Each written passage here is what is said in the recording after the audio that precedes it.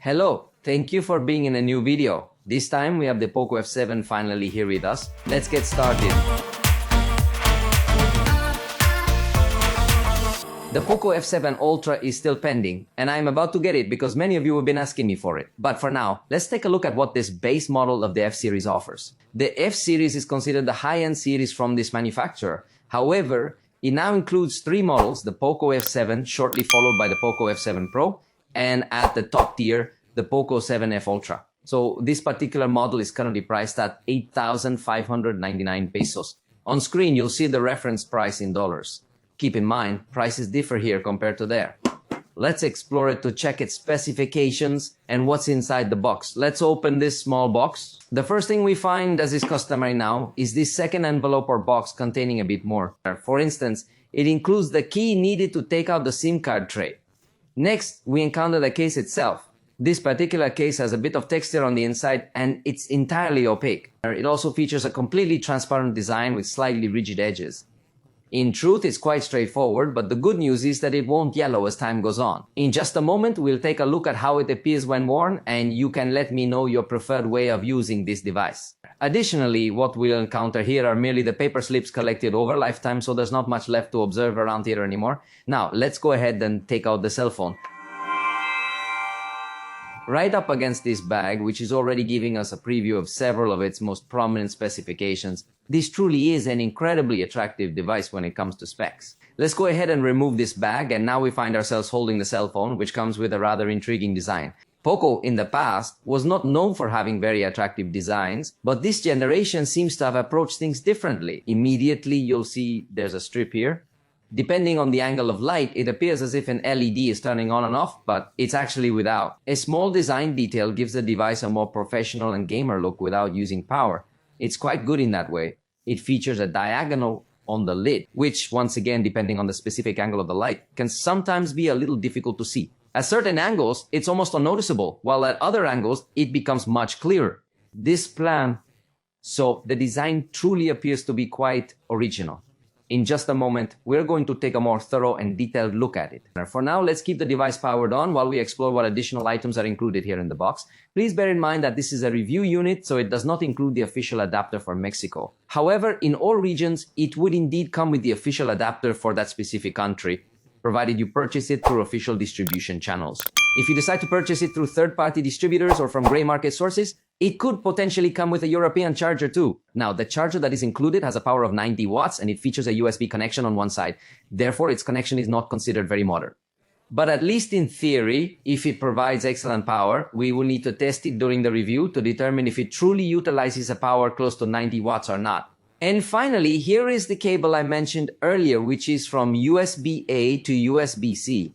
In this instance, it features these colors highlighted in orange to make it more distinguishable because, as I always emphasize, it is essential to use the original cable if you want to experience the maximum charging power. That's all the content we have in the box. Now, it's time for the most exciting part, which will be to directly explore the cell phone, its specifications, and some additional technical details. But before we dive into that, I realized I forgot to ask you something important. How would you prefer to use this cell phone? Would you use it with a case or without one? Personally, I don't really like reflective cell phones, so I think that for this particular situation, I would choose to use a case to give it a matte finish. But anyway, I'd love to hear your thoughts, so please let me know your opinion in the comments below. Now, let's learn about it. We already have the device fully configured, allowing us to get to know it better.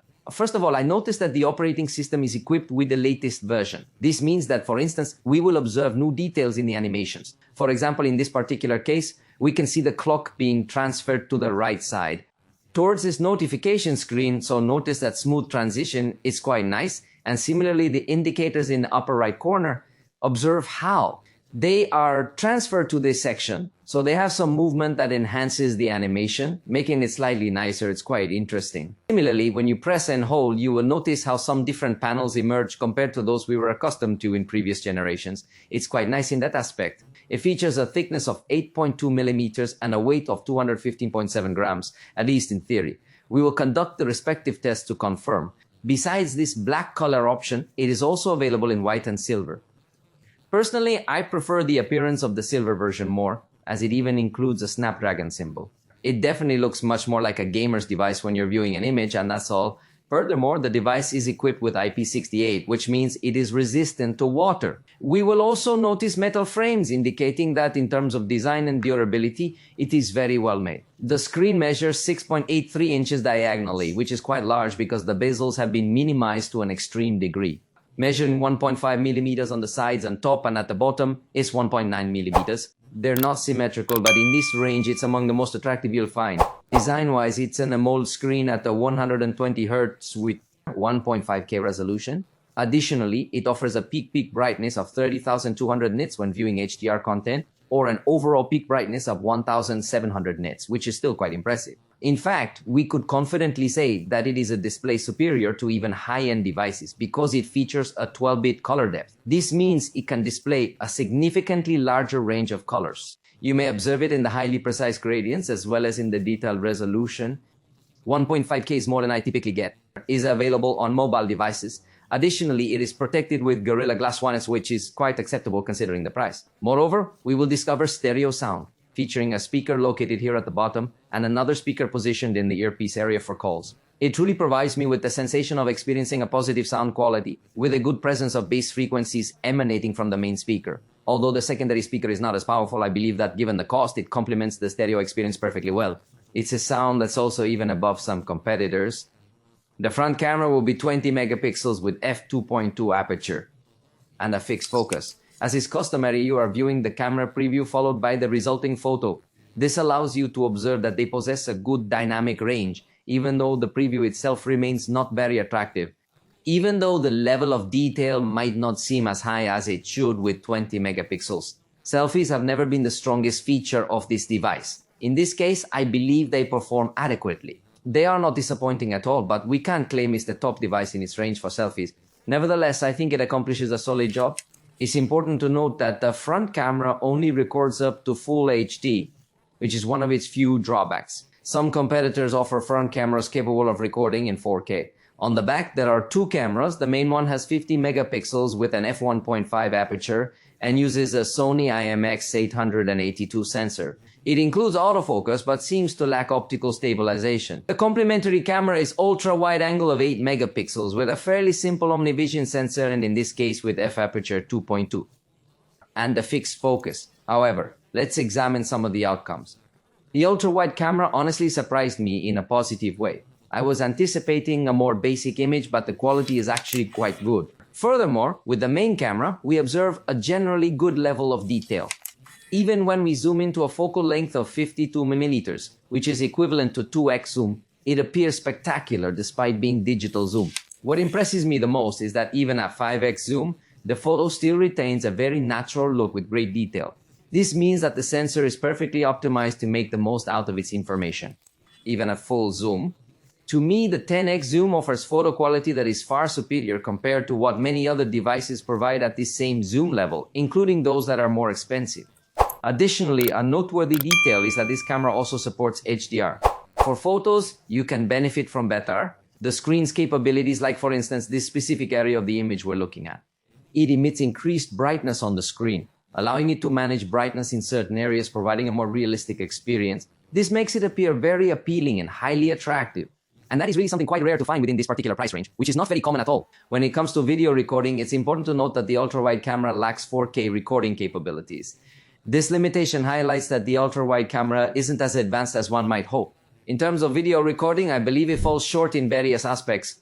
However, the main camera is capable of recording in 4K, and I must say, the results are quite impressive. The quality of this main camera is very high, so even though it doesn't come with highly appealing complementary cameras, the main camera is able to hold its own quite well.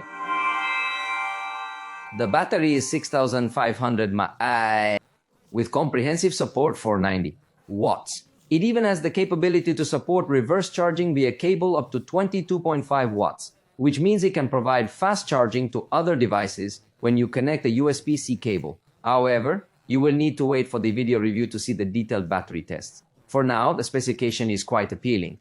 Although we at Xiaomi have previously tested batteries that appear to be they are large, but in reality they often don't have much optimization. However, in this particular case, as I mentioned to you before, it includes a more updated version of the operating system which possibly offers better optimization in that regard. Testing it will certainly be interesting to see. Now, mind you, it doesn't have wireless charging or reverse wireless charging, by the way. In terms of security, it comes with optical fingerprint reader integrated into the screen. In software, we find HyperOS 2.0.1.0.1.0.0 based on Android 15 still does not come with Android 16. That's something I would have liked to see available. But possibly the most attractive thing about this cell phone and many of these brands is the performance.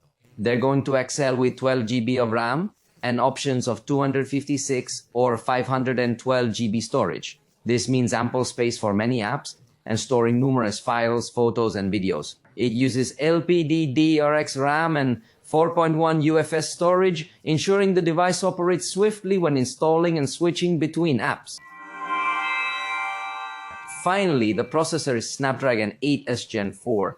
It's clearly high-end by name, but the S can be confusing as those versions are usually trim. I haven't tested or seen a phone with the Snapdragon 8 Gen 4, the top version. The Snapdragon 8 Elite arrived as a replacement, which makes the naming convention that Qualcomm has been using recently seem a bit unusual and somewhat strange. Now, let's look at the benchmarks, where performance is clear. In Geekbench, it achieved 2,093 points on a single core, which is impressive for this price range. It's definitely among the most powerful options available. For multi-core, it reached 6,496 points, which is also remarkable. Exceptionally good for this price. In Geekbench, it nearly reached 2 million points with 882,744 points. It performed very well and has numerous cooling layers. This processor has been constructed by TSMC using a 4nm process, which ensures that it will be incredibly powerful. Additionally, Xiaomi has integrated a dedicated chip named SearchTS, specifically designed to handle the management of Wi-Fi and Bluetooth networks, optimizing the signal effectively, even in regions with weak coverage, enhancing the online gaming experience significantly. So, for the time being, this has been everything for this video. I truly hope you enjoyed it. Soon, we will have the video review available, and we look forward to seeing you next time.